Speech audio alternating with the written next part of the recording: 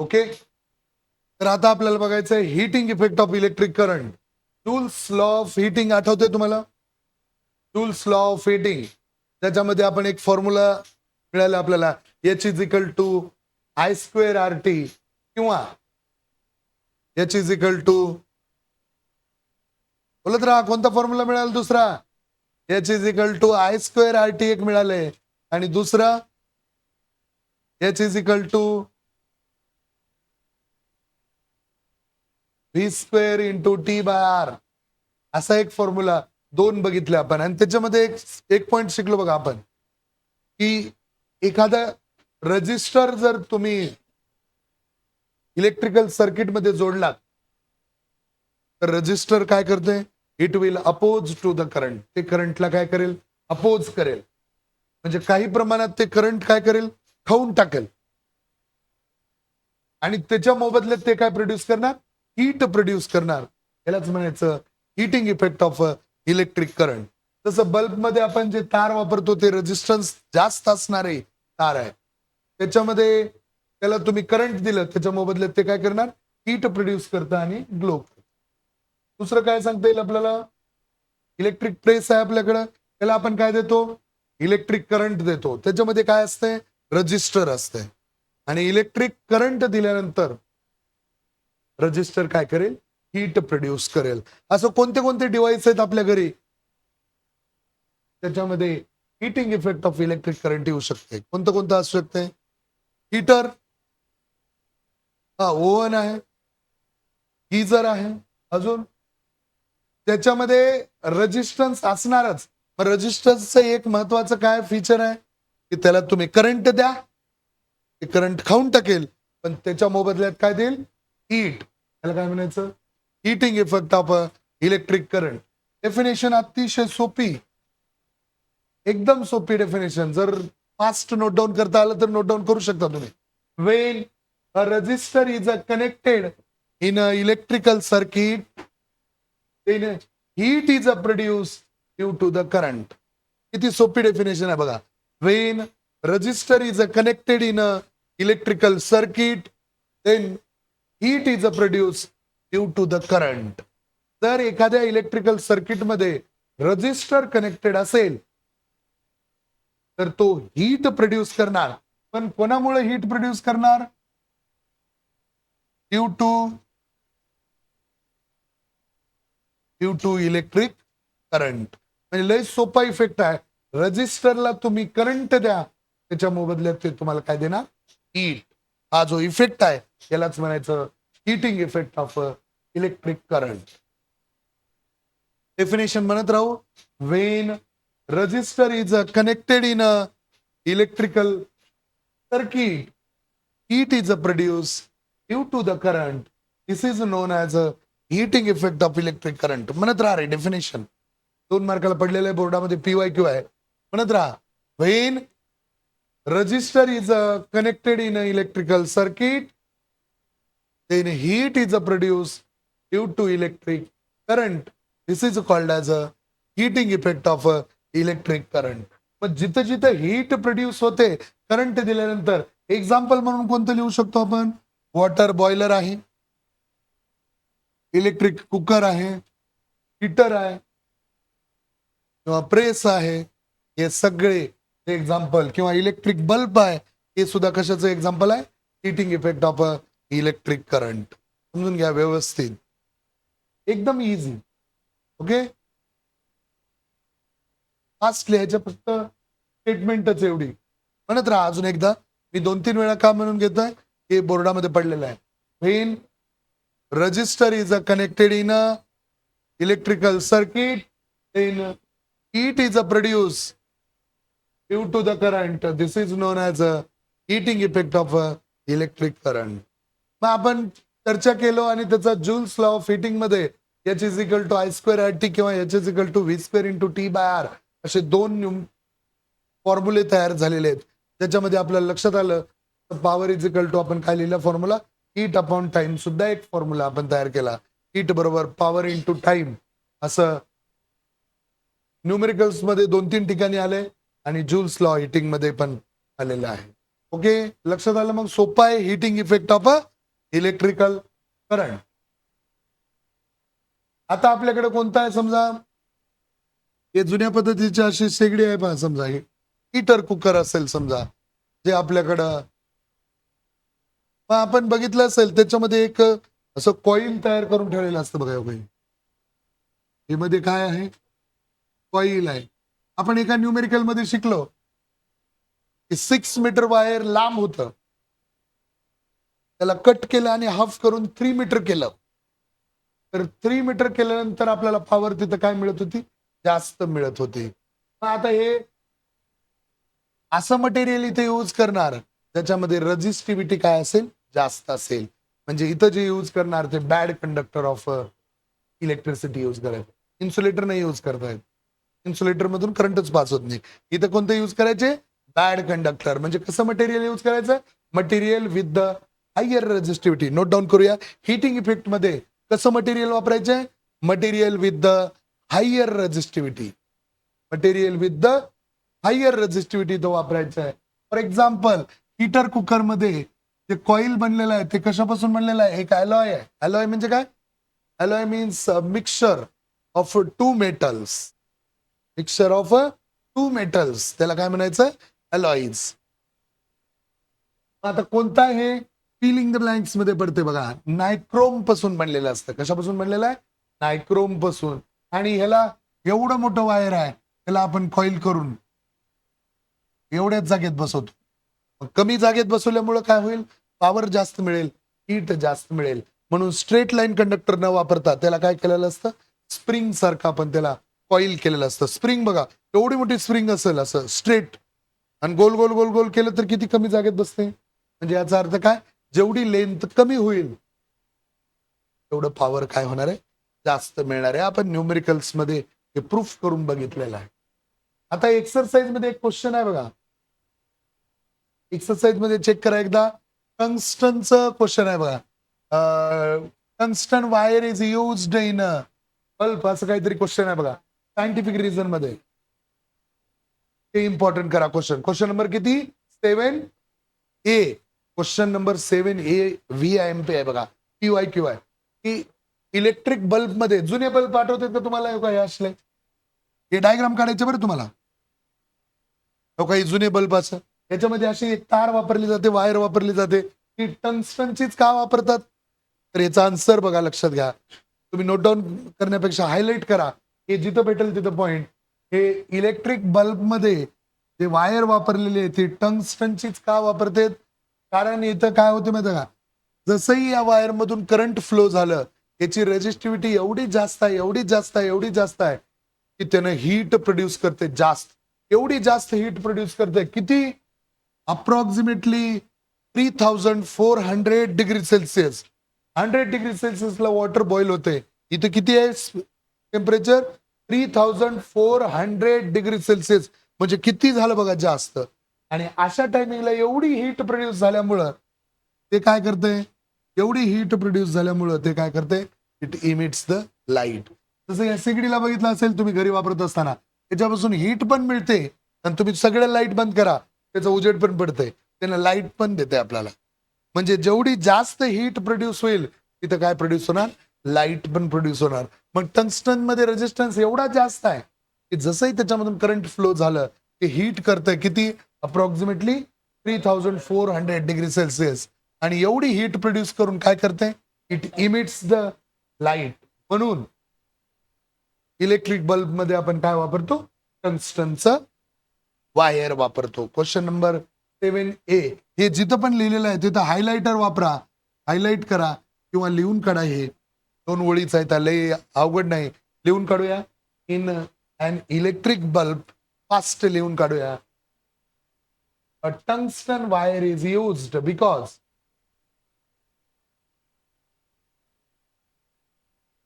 in an electric bulb, the tungsten wire is used because of the current, the wire gets heated nearly about 3400 degrees Celsius and it emits the light.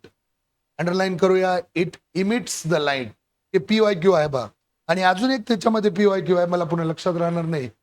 For electrical power transmission copper aluminium असं काहीतरी question आहे पहा. त्याच question मध्ये हे जिथं आहे तिथंच ते पण इम्पॉर्टंट आहे पहा. उद्याच्या येणारे जे युनिट टेस्ट आहे त्याच्यासाठी तो गेस आहे पहा. फॉर इलेक्ट्रिकल पॉवर ट्रान्समिशन भेटलं का?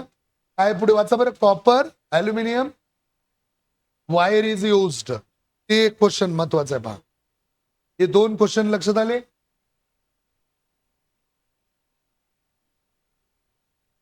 तर PYQ तुम्हाला सोडवायचे आहे, चॅप्टर वाईज PYQ सोडवायचे आहे. जर घरी सोडवलेलं असेल तुमच्याकडे समजा तर मला व्हॉट्सअपवरती फोटो काढून सुद्धा तुम्ही पाठवू शकता. एक क्वेश्चन या लेसन मधलं समजा आता तुमचा अभ्यास करून 4था लेसन चालू आहे तर या लेसन मध्ये बघायचं एक क्वेश्चन आहे तो किती वेळा रिपीट झालाय, 4-5 वेळा रिपीट झालाय. तेवढे स्टार द्या आणि त्याच्यामध्ये एक एक एक एक क्वेश्चन येऊ द्या. आणि मॅक्सिमम स्टारचे किती क्वेश्चन होतात तेच शुअर शॉर्ट पॉइंट आहेत.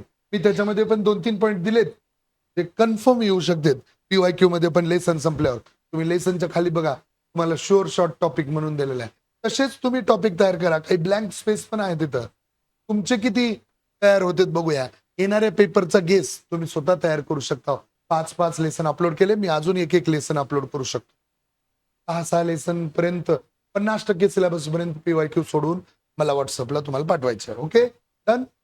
मग हे झालं एक एक्झाम्पल. हिटर असेल, कुकर असेल, इलेक्ट्रिक ओव्हन तुम्ही म्हणल्यासारखं, इलेक्ट्रिक प्रेस असेल आणि सगळ्यात महत्वाचं इलेक्ट्रिक बल्ब.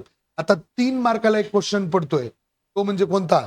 इलेक्ट्रिक बल्बची जे जुना बल्ब हे असे नाही, LED बल्ब नाही, ते जुने बल्ब पिवळा कलरचा उजेड पडायचं बघा आणि हीट बी प्रोड्यूस करते.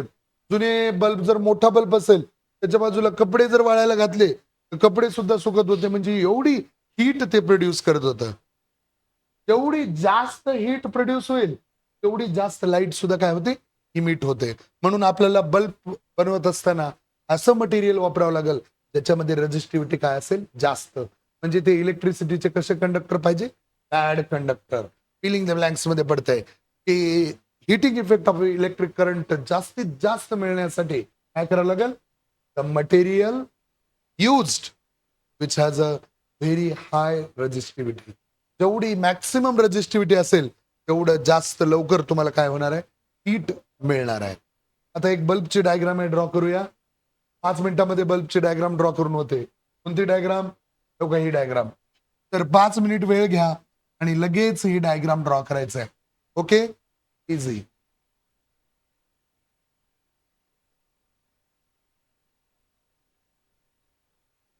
ही डायग्राम किती मार्काला? 3 मार्कासाठी ही डायग्राम बोर्डामध्ये पडलेली आहे. एवढंच काढायचं, इकडचं नाही. हे एवढी डायग्राम प्रॅक्टिस करा, होऊन जात आहे. आता एक्सरसाइज मधले 2 IMP क्वेश्चन आज चर्चा केली आपण. एक इलेक्ट्रिक बल्ब मध्ये टंगस्टन वायर काय यूज करते, दुसरं for electrical power transmission copper and aluminium wire is use. हे 2 झाले. अजून एक एक्सरसाइज मध्ये क्वेश्चन आहे बघा, शॉर्ट सर्किट वर. किती नंबरचा क्वेश्चन आहे बघा एक्सरसाइज मध्ये. अजून एक क्वेश्चन आहे तुम्हाला, शॉर्ट सर्किट. हे शॉर्ट सर्किट सुद्धा बऱ्याच वेळा बोर्डामध्ये पडलेला क्वेश्चन आहे, PYQ आहे. असं कधी बघितलं असेल पहा, शॉर्ट सर्किट मुळे इकडे इकडे आग लागली, असं असं झालं, हे जळून गेलं, ते जळून गेलं, सिलेंडर फुटले. क्वेश्चन नंबर 6 आणि त्याचे इफेक्ट्स पण लिहिले. अर्धा क्वेश्चन काय, शॉर्ट सर्किट म्हणले व्हॉट इज इट्स इफेक्ट. म्हणजे शॉर्ट सर्किट पहिले एक्सप्लेन करायचे, त्याचे इफेक्ट्स. इफेक्ट्स मध्ये काय होईल, हे जळून गेलं, ते जळून गेलं, तोडफोड झाली, बोंबललं, ते एक लिहिता येईल. आणि शॉर्ट सर्किट होतंय कसं आणि त्याचे प्रिकॉशन काय. जसं 5 मार्काला क्वेश्चन आहे ते शॉर्ट सर्किटचा. म्हणजे स्टेप बाय स्टेप जाऊ. शॉर्ट सर्किट होतं कशामुळं, त्याचे इफेक्ट काय असतील आणि होऊ नये म्हणून काय प्रिकॉशन घ्यावं लागेल. पहिले समजून घेऊ हे शॉर्ट सर्किट काय असते. मी एक फ्लो चार्ट तयार करून देतो, तो फ्लो चार्ट समजून घ्यायचा आहे. बघा रे, फ्लो चार्ट समजून घेऊ. आपल्या घरी जे 3 असते, 3 वायर असतात. एक हे लाईव्ह, वरचं वायर कोणतं, लाईव्ह. हे मधलं कोणतं, न्यूट्रल. आणि हे कोणतं, अर्थिंग. 3 वायर असतात असे 3. 3 पिनाचे बघितलं असेल तुम्ही बोर्डात, आता 3 पिन लावणार आपण, बरोबर. म्हणजे एक कोणतं लाईव्ह, याच्यामध्ये करंट असणार, हे न्यूट्रल असणार, याचं व्होल्टेज 0 आहे, एक 220 व्होल्ट, व्होल्ट 220 व्होल्ट. तर ह्या दोघांमधला डिफरन्स किती पाहिजे, 220 व्होल्ट पाहिजे. आणि हे काय असते, अर्थिंगसाठी. एक लाईव्ह आला आपल्याकडं, एकच कनेक्शन घेतलं आपण तारावरून, कधी कधी ते आकडा टाकून घेतात बघा छोटं, आणि एक अर्थिंग घरी तयार केले तरी सुद्धा आपलं काम होऊ शकते. सगळ्यात डेंजर कोणता आहे, हे वरचा लाईव्ह. याच्या संपर्कात आलो की इट्स ओके, एकदा पकडून धरलं का असं केस आपले वर जातात, कलर आपला काळा होतोय आणि आपल्याला बी समजत नाही आपण कधी मेलो, एवढं डेंजर आहे. हे कोणतं, हे वरच्या बाजूचा, आणि हे न्यूट्रल, आणि सगळ्यात शेवटी कोणतं असते, अर्थिंग. कधी कधी असं होतं बघा, कुठल्या तरी डिव्हाइसला तुम्ही हात लावलं असं मुंगे आल्यासारखं होते तेवढं, म्हणजे अर्थिंग काय म्हणते, आपण जनरल बोलताना म्हणते बघा, अर्थिंग मारला म्हणते, जसं माझ्या कम्प्युटरला होतंय आता, थोडं हात लावलं का झन करते, नंबर 1 मस्त पडते. त्याच्यानं काही एवढं विशेष त्रास होत नाही. का बरं, तर या बिल्डिंग मध्ये अर्थिंगच केली नाहीत, त्याच्याने अर्थिंग करायला चान्सच ठेवले नाहीत, त्याच्यामध्ये लय स्पार्क आहे. अर्थिंग कसे करतात बघा, एक ते रॉड असते अर्थिंगचा, टाकणार मीठ कोळसा टाकून पाणी टाकून एक पॉइंट तयार केलेलं असतं. इथं तर केलेला असतो आपल्या घरी, किंवा ते डीपी असते त्याच्या खाली तसा अर्थिंगचा पॉइंट केलेला असतो. म्हणजे टीबी म्हणतात त्याला, नाव त्याचं खरं टीबी, डिस्ट्रीब्युटेड बोर्ड, पण आपण डेपो टीपी काय बी म्हणतो. टीबी नाव काय त्याचं, टीबी, आणि त्याच्या मध्ये मध्ये ठेवलेलं असतं एक नाव काय, ट्रान्सफॉर्मर. काय नाव आहे त्याचं, ट्रान्सफॉर्मर. मग आता एक तिथे एक अर्थिंग केलेली असते. आता कधी कधी असं होते बघा, आता समजा हे 2 वायर आहेत, बऱ्याच वेळा हे रेड आणि हे ब्लॅक वाला वायर असं एकमेकामध्ये एकमेकाच्या जवळ जवळ असते आणि दूर घेऊन जातो. आता ह्याच्यावर जे कोटिंग आहे ती कसली कोटिंग आहे, इन्सुलेटिंग कव्हर आहे. कसलं कव्हर आहे, इन्सुलेटिंग कव्हर आहे. समजा इथलं कव्हर ब्रेक झालं आणि इथलं कव्हर ब्रेक झालं, उंदरानं कातरलं काहीतरी झालं, किंवा इक्विपमेंट मध्ये काही फॉल्ट आला, आणि फॉल्ट आल्यामुळे असा फॉल्ट आलाय की लाईव्ह आणि न्यूट्रल हे जे 2 वेगळे होते ते एकमेकाच्या काय झाले, कॉन्टॅक्ट मध्ये आले. आपण एक फ्लो चार्ट तयार करून समजून घेऊ तुम्हाला परीक्षेत लिहिण्यासाठी. रे काय झालंय, होम इलेक्ट्रिकल कनेक्शन, माझ्याबरोबर लगेच डायग्राम हे फ्लो चार्ट तयार करू. Home electrical connection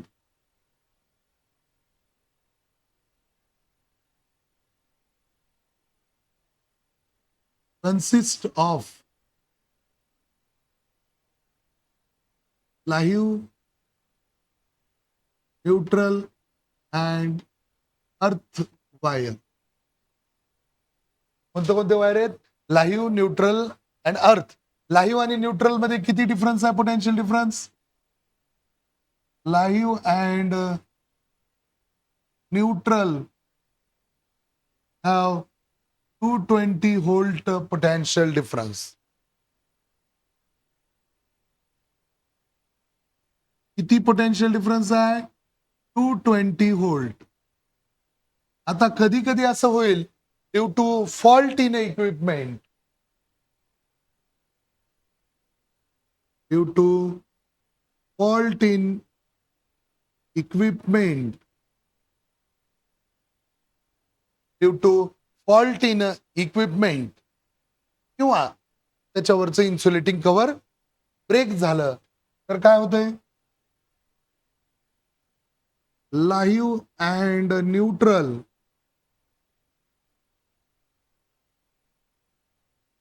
comes in contact. हे असं झाल्यावर काय होतंय, large amount of current start flowing, large amount of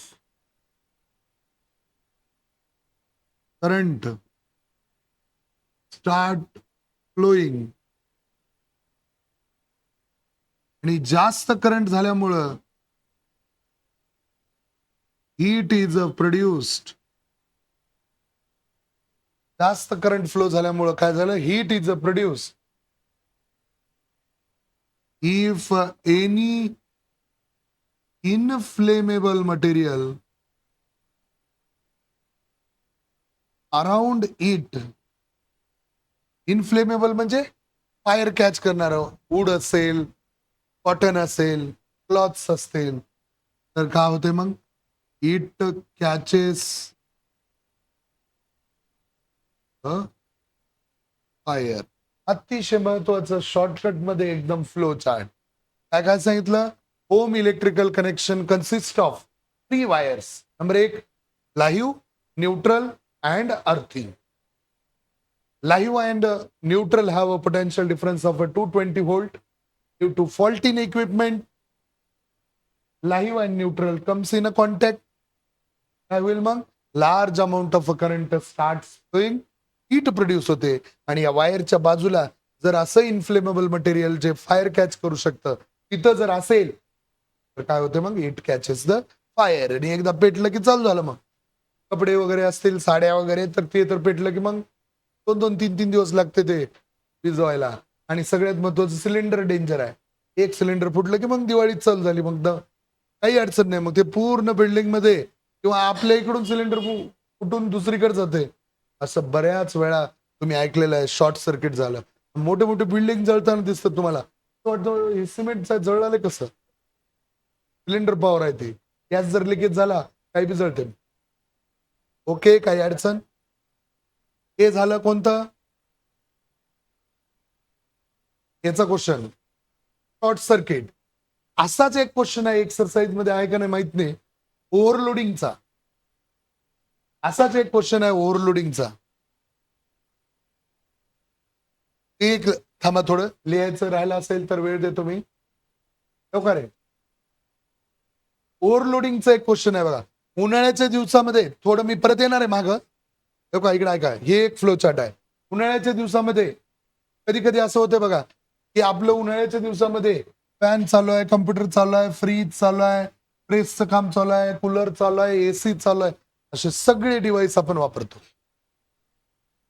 मग आता जेवढे फॅन असतील तेवढे सगळे चालू आहे. कूलर असेल कूलर चालू आहे, एसी असेल एसी चालू आहे. मग काय होतंय? करंटचा वापर काय झाला? जास्त झाला. पण ट्रान्सफॉर्मरची एक कॅपॅसिटी आहे. ट्रान्सफॉर्मर म्हणजे डेपो म्हणलेला आपण. त्या डेपोच्या तिथे एक ट्रान्सफॉर्मर बसवलेलं आहे. त्याची एक कॅपॅसिटी आहे. तेवढंच करंट ते पुढे काय करेल? ट्रान्सफर करेल. पण आपला वापर काय झालाय? जास्त झालाय. असं म्हणूया का? नको, इथं बघा थेरी आपण समजून घेऊ.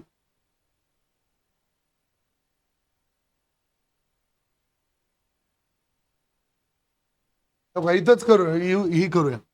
In summer we use TV, fan, अजून कोणतं कोणतं असतंय? AC continuously. बरोबर. काय होते मग?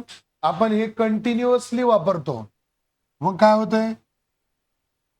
Excessive current drawn from the transformer.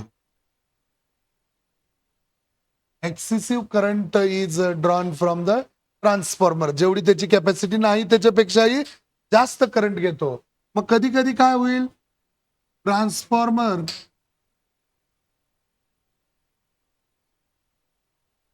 Is insufficient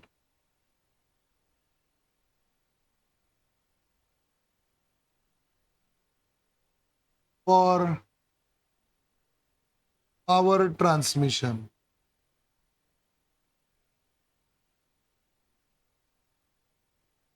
अशा वेळेस काय होते? ट्रान्सफॉर्मरवर लोड येते आणि डेपो जळायला म्हणतात बघा. असं बऱ्याच वेळा होते. मग ते होऊ नये म्हणून आपल्याकडे एक एक्स्ट्रा ह्याच्यावर उपाय काय आता? तर काय यूज करायचं? Fuse wire. ह्याच्यामध्ये काय यूज करायचं? Fuse wire. हो रे, काय यूज करणार आपण? Fuse wire. आता बऱ्याच प्रकारचे फ्यूज आहेत, तिथं डायग्राम मध्ये दाखवले. पूर्वी ते 3 ह्याचं आपण टाकायचं, त्याच्यामध्ये एक तार राहायची. बघितलं, एक काचेचं फ्यूज आहे. आता एमसीबी स्विच आलेत. हे फ्यूज वायर कसं काम करते बघा रे, लक्षात घ्या. हो का? सगळं हे चालू आहे. कोणतं आपल्या घरचं कनेक्शन आहे, त्याच्यामध्ये 220 व्होल्टचं पोटेन्शियल डिफरन्स आहे. एखाद्या इक्विपमेंट मध्ये काय आला, फॉल्ट आला, आणि जर समजा जास्त करंट फ्लो व्हायला लागलं तर इथून खाली जातच नाही. अशा कंडिशन मध्ये कोण काम करते? Fuse wire. नेमकं काय होते? फ्यूज वायर काय होते? मेल्ट होते. फ्यूज वायर काय होते? मेल्ट होते. बघा रे, ते फ्यूज टाकण्यासाठी इथून इथं असं तार जोडलेले असते. असं काय जोडलेले असते? एक तार जोडलेली असते. आता फ्यूज वायर मेल्ट होते म्हणजे काय होते? असं सेंटर मधून ब्रेक होते डायरेक्ट फ्यूज वायर. ब्रेक झालं की काय होईल? फ्यूज वायर मेल्ट झालं की कनेक्शन शटडाऊन होते. कनेक्शन काय होते? शटडाऊन होते. मग ह्याच्यामुळे काय होईल? शटडाऊन करणं गेलं तर कनेक्शन ब्रेक होते. कनेक्शन काय होतंय? ब्रेक होते. आता इकडे लक्ष द्या. त्यावेळेस करंट जास्त फ्लो व्हायला लागलं त्यावेळेस फ्यूज वायर काय होणार? मेल्ट होणार आणि कनेक्शन काय होणार? ब्रेक होणार. मधली तार मेल्ट होते. मग आपण म्हणतो फ्यूज गेलं म्हणतो. मग एक तार घ्यायची दोन्ही कडे जॉईंट केलं, तार किती रुपयाला? 1 रुपयाला. म्हणजे झालं तर खराब कोण होणार आहे? Fuse wire. लय झालं 10 रुपये 20 रुपये खर्च आहे. म्हणजे हे इकडचं एवढं सगळं होणारी दुर्घटना आपण टाळू शकतो. आणि इकडे पण कसं होते बघा रे, जेव्हा जास्त करंट आपण ट्रान्सफॉर्मर कडून घ्यायला लागलो आणि ट्रान्सफॉर्मर ज्या टायमाला इनसफिशियंट झाला त्या टायमिंगला सुद्धा फ्यूज वायर मेल्ट होते आणि कनेक्शन ब्रेक होते. इथं मात्र पूर्ण एरियाचं फ्यूज जाते आणि आपण म्हणतो आपल्या इकडची लाईट गेली, फ्यूज गेला म्हणतो. उन्हाळ्यामध्ये असं सर्रास होते बघा. आणि इथं काय होतंय? आपल्या घरचं ते एमसीबी स्विच खाली पडतंय. मग आपण परत चालू केलं की काय होणार आहे? झालं तर खरं एमसीबी बॉक्स होणार आहे. 500,000 रुपये खर्च आहे. पण मधले सगळे डिव्हाइस आपले काय होऊ शकतात? सेफ राहू शकतात. म्हणून असं कुठलंही इलेक्ट्रिकल मध्ये नुकसान होऊ द्यायचं नसेल तर काय यूज केलं पाहिजे? फ्यूज वायर यूज केलं पाहिजे. जसंही जास्त करंट लागलं फ्यूज वायर काय होईल? मेल्ट होईल आणि कनेक्शन काय होणार? ब्रेक होणार आणि पुढे करंटच जात नाही आणि फ्यूज वायर घराच्या बाहेरल्या बाजूला बसवलेलं असतं. मग करंट कुठं थांबलंय? घराच्या बाहेरच. म्हणजे मध्ये जेवढे डिव्हाइस आहेत तेवढे सगळे काय असतील? ते. म्हणजे स्वतः फ्यूज वायर खराब होईल पण आपले डिव्हाइस खराब होणार नाही. म्हणून शॉर्ट सर्किट मध्ये आणि ओव्हरलोडिंग मध्ये प्रिकॉशन म्हणून आपण लक्षात ठेवूया, काय वापरायचं? Fuse wire. जास्त करंट झालं फ्यूज वायर काय होईल? मेल्ट होईल, कनेक्शन कट डाऊन होईल. ओके, आपण इथं थांबू.